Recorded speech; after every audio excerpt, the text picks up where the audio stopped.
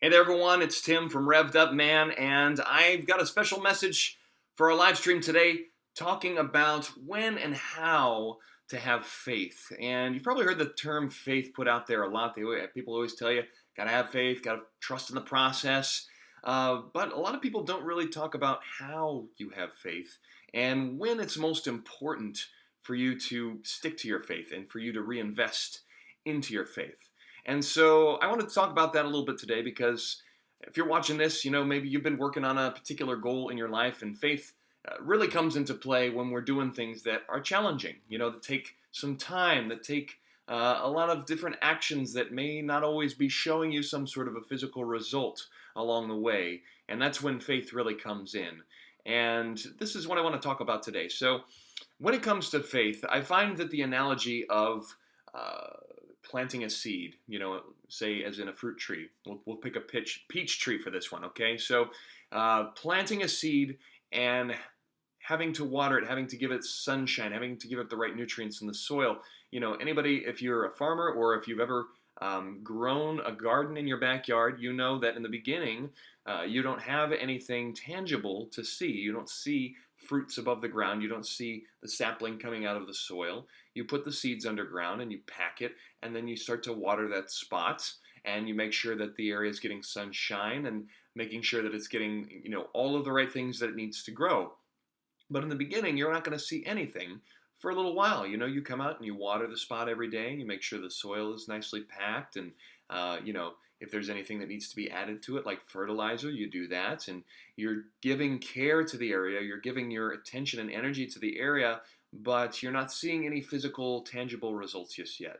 Now, because based on what other people have done and based on the fact that either you've grown things before, you've seen other people grow things, you know that it's possible, that this is part of the stage, that you have to do a certain amount of this to be able to actually bring about the plant and what you want to see come out of the ground. So the fruition, the destination, or the ultimate end goal.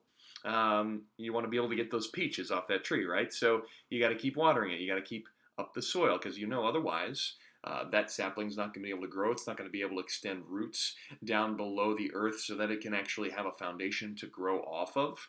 And the only way that it's able to do that is by you coming back day after day, giving the water, doing what you need to do for the soil there. So this is where faith really comes in, because I find with a lot of our journeys, we get excited in the beginning. Something inspires us to go down this path, to reach for this goal, or to focus on this particular destination that we want to get to.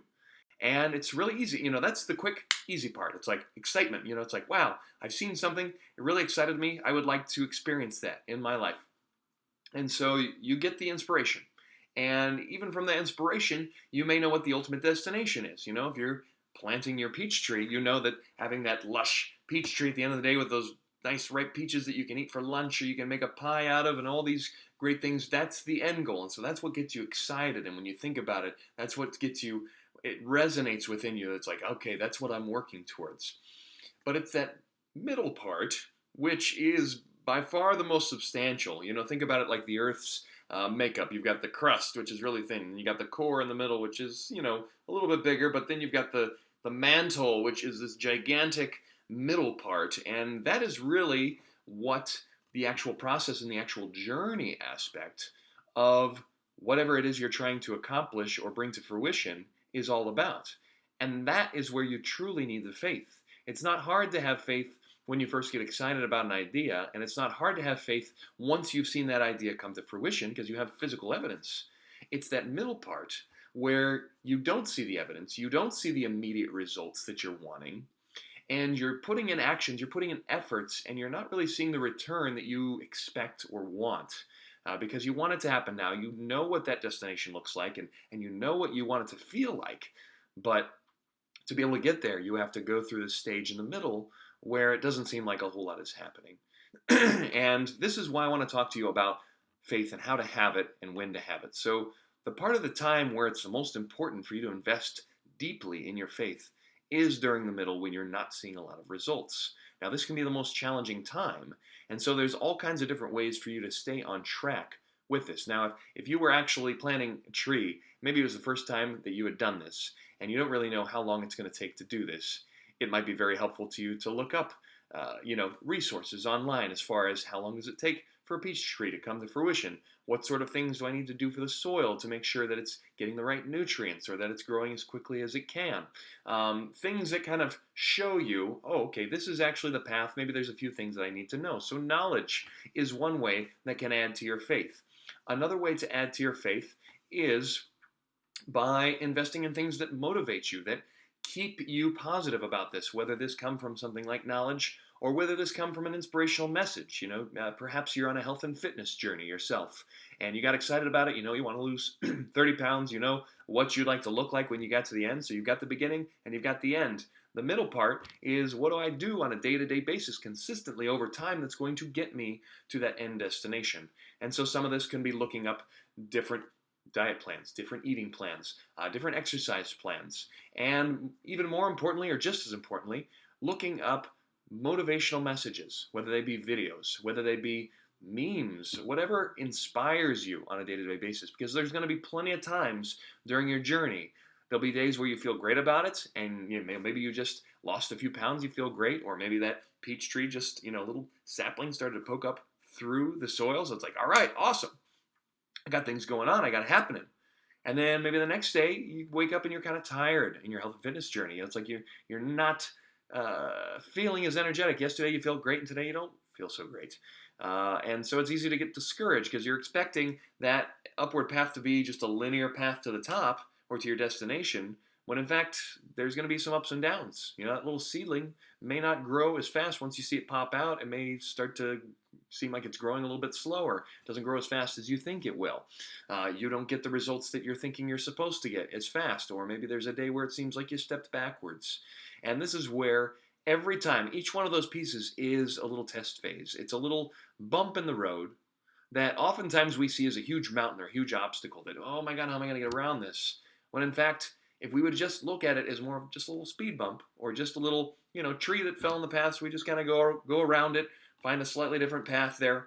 It's more about always having a solid commitment to your steadfast belief that if I do these things and I stay consistent and committed to this, I will, without question, reach my destination. The only thing that is actually determining it is how long it will take based on how consistent I say and how effective I am with my actions. And that's really the only determinant. If you go in thinking I may or may not make it, then it's going to be more difficult for you to inspire yourself in the middle when you get down, because it's just going to be proof to you that your doubts from the beginning were well-founded, that you had a good reason to be doubtful, and that's going to make it much easier to quit. So you have to get that initial excitement, and really envision the destination that you want, what you want the end goal to look like, whether that be a fully grown peach tree or whether that be you having lost 50 pounds and being able to have a six-pack for the first time in your life, or being able to fit into a size 34 jean for the first time in your life. Whatever that goal is for you, really envision it, really get the feeling of what it's like to get to that place, and use that every time you start to get discouraged. Come back to that feeling. If you can't do it yourself, find resources online. Find people like myself, like other fitness gurus, personal development gurus, people out there who share positive messages that keep you inspired, that get you out of your little funk and bring you back to the path that you know you want to be on, because this is the only way that you're going to get to the destination you want. Because that long mantle, that long in-between place where you really need the faith, is where you do the most growing. And that way, when you get to the destination, that thing that you envisioned from the get-go, that excited you, you get there, you'll realize that that was just one small component of what you were doing. And all the growth that you went through during this process where you had to keep reinvesting, building your faith, growing your strength of faith in the outcome, is where the true work went done and was the true accomplishment. So those are my thoughts on faith. I hope those resonated with you. If you have anything to add to this, I'd love to know how you yourself actually incorporate faith into your regimen and into just any goal that you go after in your life. Especially when you start to get discouraged. How do you stay on track? I would love to know what you do that's been helping you out if you post it down in the comments below. So there you have it. Now, if you are one who is wanting to get on track with health and fitness specifically, and you've been having trouble staying in a faithful place about what's possible for you. Maybe you've started your health and fitness journey a few times and you've fallen off the wagon, or you've gotten a few results and then you seem to backtrack, and it just seems like the same story keeps playing out for you.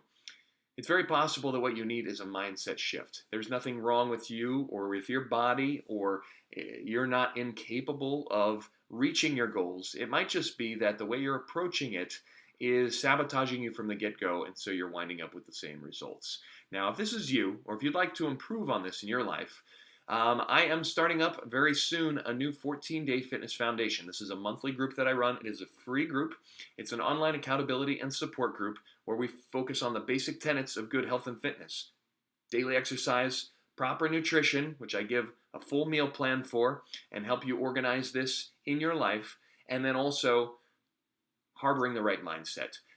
Journaling out some of the negative beliefs that we have and getting them out in the open so that we can kind of start to understand what might be holding us back, what's sabotaging us, and then what can actually move us forward. So if this sounds interesting to you, the link in the description box below about the 14-Day Fitness Foundation will take you to the official page. There is a video there that will describe everything that the group entails. And if everything looks good to you, make sure you fill out the form right below the video, because we are going to be starting up next week with our prep on Thursday, which means start date will be actually I believe it's May 8th. Yes, I should have looked this up before I started. May 8th will be the official first day. However, we will be starting up with prep on May 4th, which is next Thursday. So if you'd like to be involved, check out that video, check out the page, fill out the form as soon as possible so I can make sure that I can reserve you a spot. And in the meantime, keep going out there every single day with faith. Keep reinvesting in your faith, and we'll see you in the next video. All right? Thanks, guys. Take care.